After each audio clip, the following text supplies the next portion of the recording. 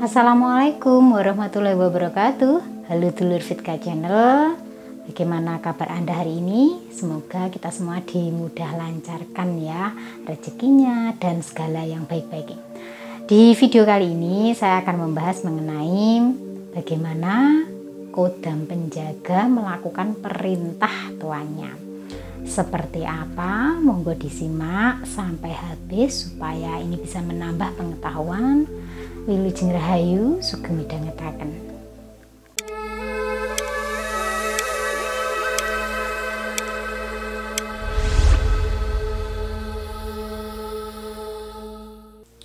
Seseorang yang memiliki kodam memang bisa menyuruh kodamnya ya atau memerintahnya. Tapi kalau disuruh terus-terusan maka energi kodam tersebut itu akan turun dan habis. Nah, ketika energi dari kodam tersebut itu habis, maka dia akan menggunakan energi inangnya, yaitu si pemilik kodam ya, untuk melakukan perintah tuannya. Dan ini tentu saja bisa membuat si tuannya ini kelelahan atau bahkan bisa sakit ya, jatuh sakit ya, dikarenakan itu tadi energinya itu dipakai oleh kodamnya.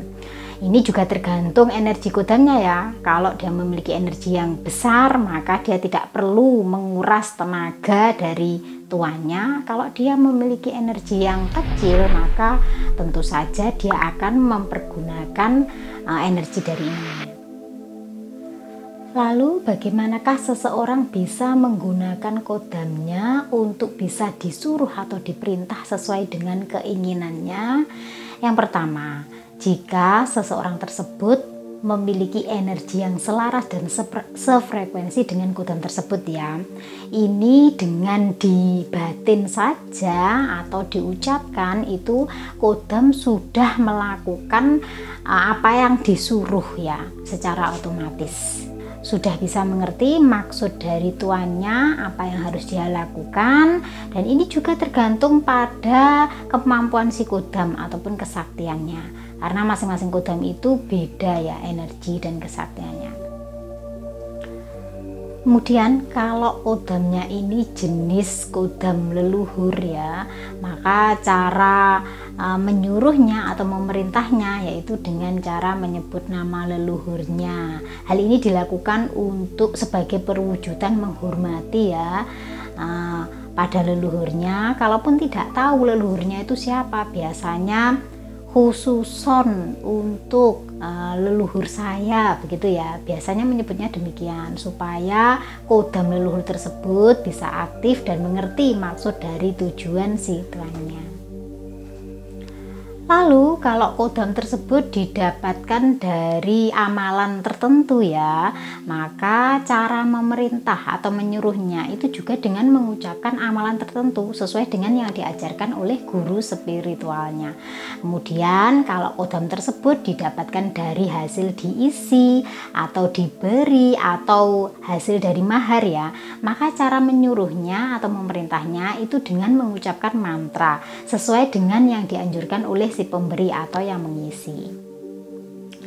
Selanjutnya, jika kodam tersebut berasal dari benda atau pusaka, maka cara memerintahnya atau menyuruhnya itu dengan cukup dengan membatin atau ucapannya saja. Maka kodam yang ada dalam benda ataupun pusaka tersebut akan tahu maksud dari tuannya. Nah, ini beda-beda ya cara menyuruh atau memerintah kodamnya sesuai dengan jenisnya. Ini hal yang saya sampaikan adalah secara umumnya. Secara khususnya itu ada tata caranya sendiri-sendiri ya, sesuai dengan perjanjian sebelumnya dengan kodamnya. Kemudian bagaimana cara kodam penjaga melakukan perintah tuannya? Yang pertama, kalau kodam penjaga atau pendamping itu ketika tuannya diserang secara tiba-tiba ya, maka dia akan sigap ya, segera membalas orang yang melakukan penyerangan terhadap tuannya, karena dia merasa sudah menyatu dengan raga si tuannya dengan cara melakukan penyerangan terhadap pelaku tanpa disuruh. Contohnya, ketika seseorang itu melukai tuannya, Maka setelah itu entah langsung ya atau jeda berapa sekian jam gitu ya, terjadi kecelakaan pada pelaku, kemudian tiba-tiba tersandung kemudian meninggal, ataupun pelaku ini tiba-tiba seperti orang kesurupan. Kemudian yang kedua, bisa dengan cara disuruh. Jadi cara kerjanya ini ketika si kodam disuruh adalah dengan cara meneror atau menghantui atau menakuti ya. Kemudian bisa juga mengganggu kehidupan target sasaran. Nah, ini kalau energinya besar ya kodamnya ini, maka hal itu langsung terjadi pada yang dituju. Tapi kalau energinya kecil, maka efeknya ini bertahap pada target sasaran ya. Seperti kalau yang besar ini biasanya meneror, tiba-tiba si pelaku setelah kejadian dia menyakiti si tuannya, ketika dia beranjak pergi dari tempat tersebut, kadang-kadang dia langsung dibayangi sesuatu, kemudian seperti diganggu lah istilahnya. Tapi kalau energinya kecil itu biasanya bertahap ya, seperti mohon maaf kesandung gitu ya, kemudian setelah sandung dia sakitnya itu pertama ringan, kemudian lama-lama agak terasa ya, kemudian berat, kemudian jadi kembang-ambing. Nah seperti itu, jadi efeknya ini bertahap kalau yang auranya kecil, dan kadang-kadang hanya berupa kesialan-kesialan kecil saja. Kemudian yang ketiga, cara kerja kodam tersebut melakukan perintah tuannya ya, ini bisa jadi tanpa disengaja ya, si tuannya misalnya berbicara kasar, berbicara emosi, dan bisa juga menyumpahi pelaku, seseorang yang menyakiti tuannya ini. Maka secara tidak langsung kodam ini seperti diperintah, secara otomatis dia aktif ya, sehingga dia melakukan penyerangan terhadap pelaku. Jadi itu tadi cara kerja kodam dalam melakukan perintah tuannya. Penting ini bagi Anda untuk mengetahui bahwa efek kodam yang ditimbulkan dari keluarnya energi kodam tersebut ya, ini bila digunakan itu bisa berupa hawa yang panas, kemudian suasana mencekam, dan juga bahkan ini sesak nafas pada orang di sekitarnya ataupun pelaku. Tapi efek lainnya adalah bagi pemilik kodam, dia terlihat berwibawa, disegani, disukai, bahkan bisa mengendalikan maupun menguasai orang yang ada di sekitarnya.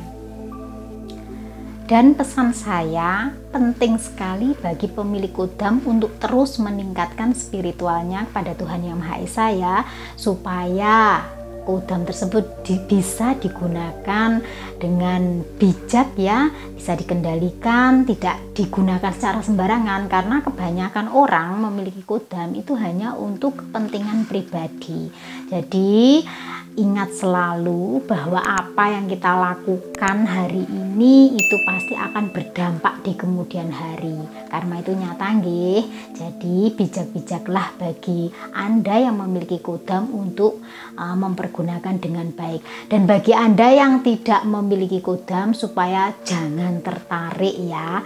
Karena kita ini sudah ada yang jaga, sedulur papat kelima pancer. Jadi tidak perlulah kita menginginkan kodam kalau kita ini hanya orang awam saja. Selalu tanamkan dalam diri ya, bahwa kita ini adalah makhluk yang membutuhkan pertolongan, dan pertolongan itu hendaklah pada Tuhan saja ya. Karena kesaktian tertinggi itu hanya pada Tuhan. Jangan berharap pada makhluk-makhluk yang lainnya.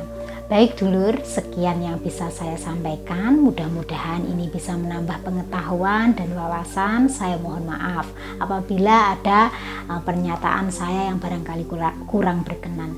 Saya Fitri Ika, salam rahayu, wassalamualaikum warahmatullahi wabarakatuh.